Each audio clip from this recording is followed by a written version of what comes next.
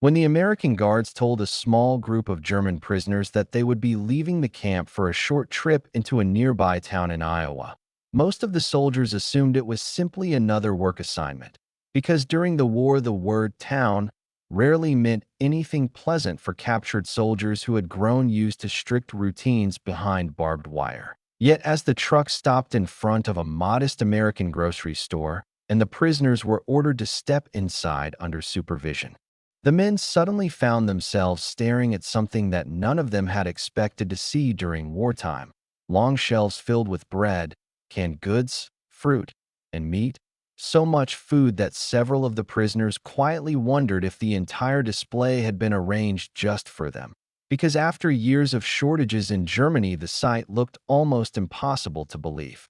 The morning began with an unusual announcement inside the camp. When a guard entered the barracks shortly after roll call and read the names of several prisoners who were ordered to prepare for a short work detail outside the camp perimeter. An instruction that immediately caught the attention of the men because most days inside the camp followed a predictable routine of maintenance work, meal lines, and long hours spent waiting behind the fences while the distant war continued somewhere far beyond the quiet American countryside. None of the prisoners knew exactly where they were being sent that day, and speculation spread quickly through the barracks as the selected men gathered their caps and jackets before being escorted toward the camp gate. Because every change in routine created curiosity among soldiers who had grown accustomed to the slow and repetitive rhythm of captivity. Outside the gate, a military truck was already waiting on the dusty road,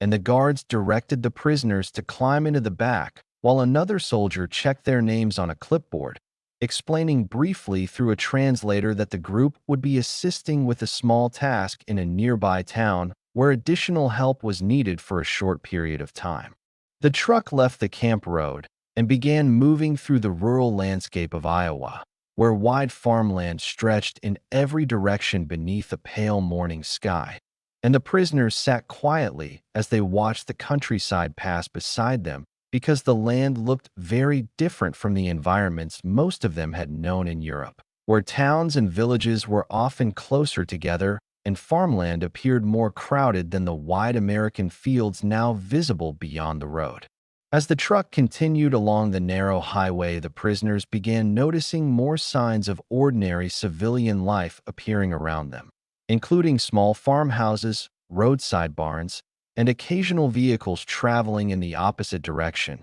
scenes that reminded them that the United States was a country where daily life continued despite the global conflict that had brought them across the Atlantic as prisoners of war. Eventually, the road curved toward a small town that appeared gradually on the horizon, with a few brick buildings standing beside the main street and several shops facing the sidewalk, where local residents moved quietly through their morning routines, a sight that felt unusual to men who had spent months inside the controlled environment of a prison camp. The truck slowed as it entered the town, passing a row of storefronts where painted signs advertised services such as barbershops, bakeries, and general stores, and the prisoners watched carefully as the vehicle rolled toward a modest building with large front windows that revealed rows of shelves inside. When the truck stopped, the guards climbed down first before ordering the prisoners to follow them onto the sidewalk, where the group gathered for a moment beside the entrance of the building, while the translator explained that they would be helping move several supply crates that had recently arrived at the store. The sign above the doorway identified the building as a grocery store, a type of place that immediately caught the attention of several prisoners because during the later years of the war in Germany, many such shops had been nearly empty due to shortages and strict rationing. For a moment, the men stood quietly outside the entrance, unsure of what they would find inside, because their memories of wartime stores in Europe had prepared them to expect bare shelves and limited supplies rather than anything resembling the abundance often described in American propaganda films they had seen before their capture. When the door finally opened and the prisoners stepped inside under the watchful presence of the guards, the first thing they noticed was not the task they had been sent to perform, but the long rows of shelves stretching across the store, each one filled with boxes, jars, cans, and packages arranged neatly under bright electric lights, creating a scene that immediately felt unfamiliar to soldiers who had spent years living in a country where food had become increasingly scarce. Several of the prisoners slowed their steps as they moved further into the store, quietly observing the displays of bread, vegetables, preserved goods, and other supplies that filled the aisles. And although they had entered the building expecting only a brief work assignment, the sight around them raised a question that many of them could not help but consider. After everything they had experienced during the war, was it really possible that an ordinary grocery store could still look like this? For a few seconds after entering the grocery store, several of the prisoners simply stood still near the doorway as their eyes adjusted to the bright lights inside the building. Because the scene surrounding them looked strangely different from the food shops they remembered from Germany during the later years of the war, where long lines, ration cards, and half-empty shelves had become part of daily life long before many of them were sent to the front. Here the atmosphere felt calm and orderly, with rows of wooden shelves running across the store from one wall to the other, each one filled with jars, cans, paper boxes, and wrapped goods arranged in careful rows that stretched down the aisles beneath hanging lamps, creating an impression of abundance that immediately caught the attention of the German soldiers as they walked slowly behind the guards. The store itself was not large compared to the warehouses they had occasionally seen near military supply depots. Yet for men who had lived through years of shortages, the number of products visible on the shelves seemed remarkable,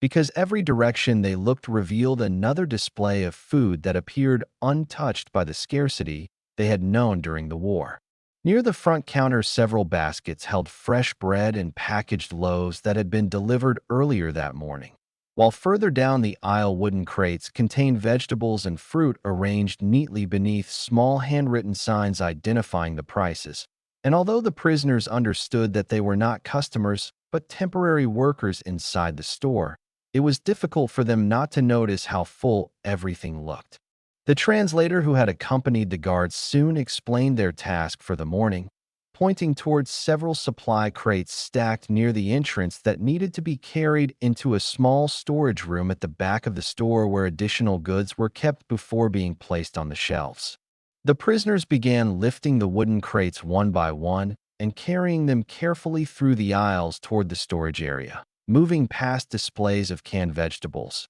jars of preserved fruit, and packages of dried goods that filled the shelves along the walls. And although they focused on their work, the men could not help noticing how many different types of food appeared in front of them as they walked back and forth across the store. For soldiers who had spent years watching the food situation in Germany gradually worsen under wartime conditions, the variety alone seemed unusual, because the grocery store shelves held items that would have been difficult or impossible to find in many European towns by the final years of the conflict. While the prisoners carried the crates toward the rear of the store, a few local customers quietly entered the building to purchase supplies, moving calmly through the aisles with small baskets, as if the presence of prisoners under guard was not an unusual sight in the town. A reminder that communities across the United States had grown accustomed to seeing POW work details assisting with everyday tasks during the war.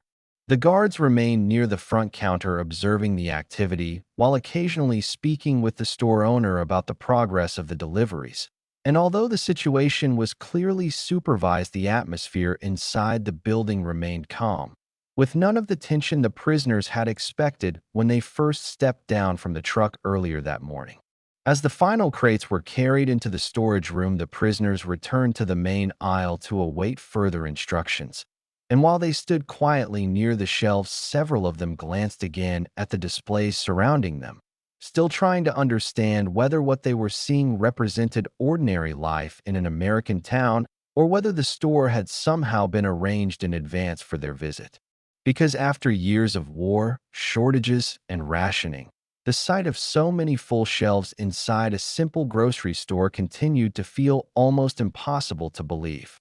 After the last of the supply crates had been carried into the storage room, the prisoners gathered quietly near the rear of the grocery store while the translator spoke with the store owner and the guards about the remaining tasks for the morning. And although the work detail had already progressed smoothly, the men could still feel a sense of curiosity growing among them because the environment around them remained so different from the food shops many of them remembered from wartime Europe. From their position near the back of the store, they could see almost the entire interior space, where narrow aisles stretched between wooden shelves filled with goods that appeared carefully organized according to type and size, creating a pattern of order that made the store look almost like a small warehouse rather than the limited shops they had known during the later years of the war.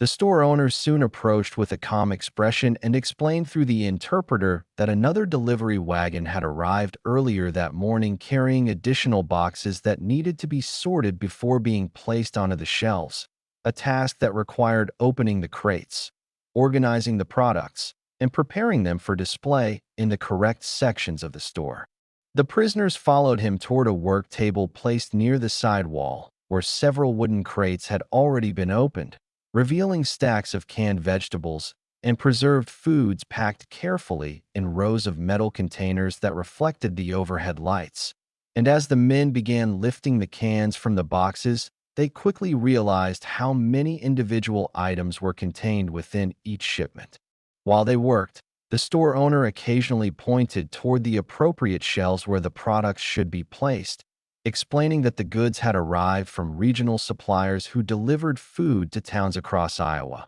part of a distribution system that allowed even smaller communities to maintain steady supplies despite the wartime demand placed on the country's production. For the prisoners, the explanation raised an interesting observation, because although they understood that the United States possessed enormous agricultural resources, the ability of ordinary stores to maintain such organized supplies during a global conflict seemed remarkable when compared to the shortages many European civilians had experienced during the same period. The men carefully arranged the cans along the shelves while the translator repeated the instructions, creating straight rows of identical labels that faced outward toward the aisle. And as the shelves gradually filled with additional products, the store began to look even more stocked than when the prisoners had first entered earlier that morning. Several customers continued moving through the aisles while the work progressed, selecting items from the displays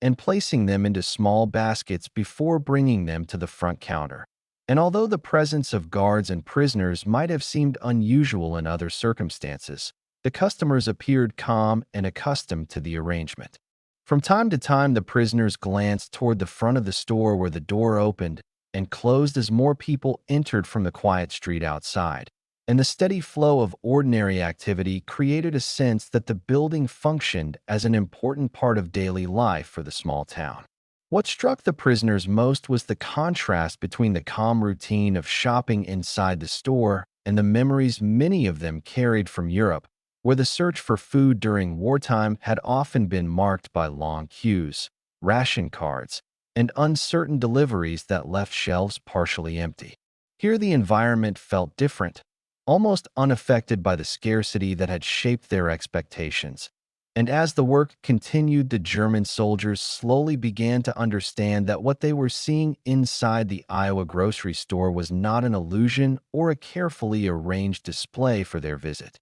It was simply how the store normally looked. As the morning continued inside the grocery store, the work detail gradually shifted from unloading crates to organizing the shelves that lined the narrow aisles of the building, and the prisoners moved carefully between the rows while placing the remaining cans and packages into their assigned positions, following the instructions given by the store owner through the interpreter who repeated each explanation in German. By this point, the men had already carried several boxes from the storage area and opened them on the work table, revealing more supplies that needed to be arranged on the shelves, including preserved vegetables, packaged grains, jars of fruit, and other foods that appeared in quantities large enough to fill entire sections of the store. The steady rhythm of the task made the work surprisingly calm, because instead of the urgent pace often associated with military labor, the activity inside the store followed the quiet routine of ordinary business, where goods were unpacked, organized, and displayed for customers who continued entering the shop throughout the late morning hours. From time to time, the store owner walked slowly down the aisles observing the progress, occasionally pointing toward an empty section of shelving where additional products needed to be placed, and the prisoners followed these instructions carefully while maintaining the straight rows of items that gave the store its neat and orderly appearance. One of the prisoners paused briefly while holding a box of canned goods, noticing how the shelves near him already contained several identical rows of food arranged from one end of the aisle to the other, and the sight reminded him of the contrast between this small American store and the shops he remembered from Germany during the later stages of the war. Back home, the arrival of a delivery had often meant long lines forming outside the store before the doors even opened, and customers waiting patiently to see whether the new shipment would contain the items they needed. Yet inside this grocery store, the atmosphere felt entirely different, with products already displayed and customers quietly selecting what they wished to purchase without urgency. As the prisoners continued placing goods onto the shelves, the guards supervising the work detail remained near the front counter, speaking occasionally with the store owner, his presence serving as a reminder that the situation remained part of a controlled prisoner labor assignment, even though the environment itself felt peaceful. Near the front entrance, the bell above the door rang softly whenever another customer entered the building, and the simple sound echoed through the store while people moved calmly between the aisles, selecting bread, vegetables, and packaged foods before bringing them to the counter. For the German soldiers, the steady flow of ordinary shopping created a moment of quiet reflection, because the small details of daily life they were observing inside the grocery store felt far removed from the images of war that had dominated their experiences during the previous years. Outside the large windows, the town street remained calm beneath the late morning sunlight, while inside the shelves gradually filled with the last items from the opened crates, completing the task the prisoners had been assigned when they first stepped into the store earlier that day. By the time the final packages were placed into position, the aisles once again looked fully stocked from one end of the building to the other, and the prisoners stepped back from their work while observing the orderly rows of food surrounding them, realizing that what had seemed impossible when they first entered the store had now become a clear and ordinary reality in front of their eyes. By the time the last boxes had been emptied and the remaining products placed neatly onto the shelves, the activity inside the grocery store slowly returned to its normal rhythm, and the prisoners stepped back from the aisles where they had been working while the store owner inspected the results of their efforts, walking carefully along the rows of food that now appeared fully arranged beneath the hanging lights. From the back of the store, the German soldiers could see how the shelves stretched across the room in long straight lines, filled with cans, jars, packages, and baskets that created a picture of abundance unlike anything many of them had seen during the later years of the war in Europe. And although they had spent the entire morning moving through the aisles while organizing the products, the sight still felt difficult to fully accept. The store owner spoke briefly with the interpreter and explained that the deliveries they had unpacked were part of a regular supply system that connected farms,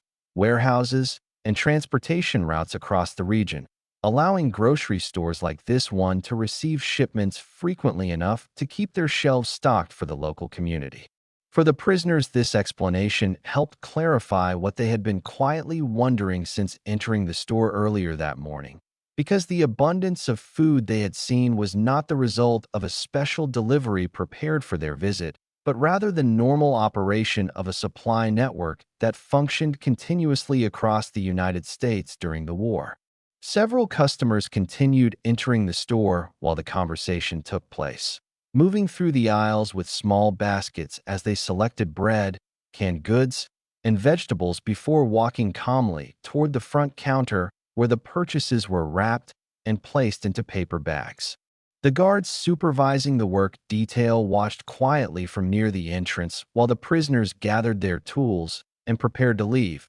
Their task inside the store now completed as the final crates had been unloaded and the shelves organized for the remainder of the day's business. Before stepping outside, a few of the men glanced once more along the aisles they had worked in, observing the rows of products that remained neatly arranged across the wooden shelves, and the simple image stayed with them because it represented a sharp contrast to the shortages they remembered from home. In Germany during the final years of the war, many grocery stores had struggled to maintain even limited supplies, with ration cards controlling what families could purchase and empty spaces appearing more frequently on store shelves as the conflict continued. Here in the small Iowa town, however, the situation looked very different, and the calm routine of customers shopping among fully stocked aisles created a moment that many of the prisoners would later remember as one of the most surprising experiences of their captivity in America. When the guards finally signaled that it was time to return to the truck, the prisoners stepped back onto the quiet street outside the store where the late morning sunlight illuminated the town buildings along the road. And as they climbed into the vehicle for the journey back to the camp, several of them continued thinking about the sight they had just witnessed inside the grocery store. Because for soldiers who had spent years watching food supplies grow scarce in Europe, the simple view of full shelves inside an ordinary American shop had felt almost impossible to believe. The truck slowly left the small Iowa town and returned to the quiet country road that led back toward the prisoner camp, and the men sat silently in the back while the buildings of the town gradually disappeared behind them, because the short visit to the grocery store had shown them something they had not expected to witness during their time as prisoners of war. For months, many of the soldiers had lived inside the routine of the camp without seeing much of the civilian world beyond its fences, and although they knew that America possessed vast agricultural resources, the simple experience of standing inside a grocery store filled with food had given them a clearer picture of how different life looked in this part of the world compared to the conditions many people faced in wartime Europe. The shelves they had seen that morning remained in their thoughts as the truck continued across the quiet farmland, because the abundance of products arranged inside the store had stood in sharp contrast to the shortages they remembered from home, where ration cards and limited deliveries had become an everyday reality during the later years of the war. Yet the visit had also revealed something else that many of them had not fully considered before arriving in the United States: the fact that even during a global conflict, ordinary life continued across American towns and farms, where grocery stores opened their doors each morning and customers quietly purchased the food they needed for their families. By the time the truck reached the road leading back to the camp, the men could already see the familiar fences and watchtowers appearing on the horizon, a reminder that their lives as prisoners would soon return to the routine they had known before leaving that morning. But the memory of that small grocery store in Iowa, with its long rows of full shelves and calm morning customers, remained one of the most unexpected moments they experienced during their captivity in America. Thank you for spending this time here. If these quiet, true World War II stories matter to you, subscribing helps this channel continue.